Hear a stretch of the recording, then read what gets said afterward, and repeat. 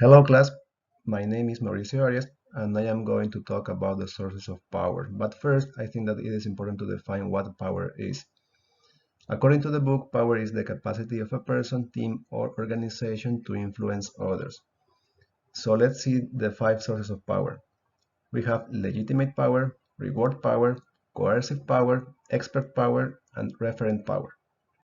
Legitimate power. This is the type of power that is granted to a formal authority within an organization.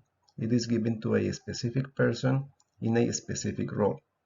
For example, it can be a boss, a supervisor, a professor in a classroom, etc. In this case, the power holder can use his or her authority to command others to do something. For example, think of your boss or supervisor and imagine that he or she asks you to move some boxes that were left at the entrance of the building where you work at. It may not be part of your job, but if your boss requested it, probably you will do it. This is not necessarily a bad thing because this can bring positive things to the organization. For example, if you move these boxes, the company may work more smoothly.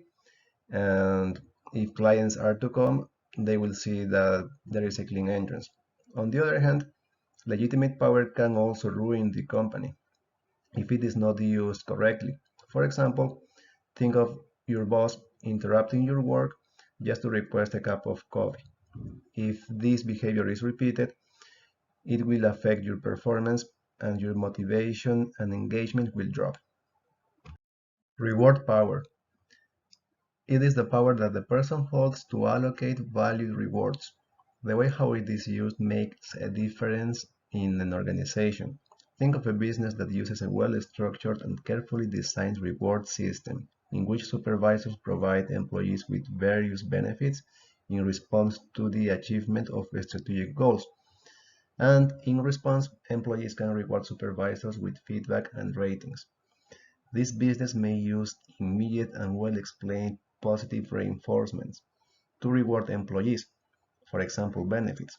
According to Minded Learning, these are the most effective operant conditionings to strengthen a behavior. Now imagine, on the contrary, like in the image from the right, a business that mostly uses delayed and negative punishments. For example, taking an employee out of a harsh workplace for a day, 30 days after achieving a goal. According to Mind-Edge Learning, this is the least effective method to strengthening a behavior. If authority uses this reward power um, in a bad way, it can ruin the business. In this case, as the coercive power was used wrongly, it was detrimental for the company because they lost a client. I changed insurance. Finally, let's talk about expert power and referent power. They are informal power sources because they originate from within the holder and the perception that others have of them, not from the role that they have. First, expert power occurs when a person possesses knowledge or skills that are valued by others, and referent power occurs when a person possesses respect from others, either from their personality or charisma.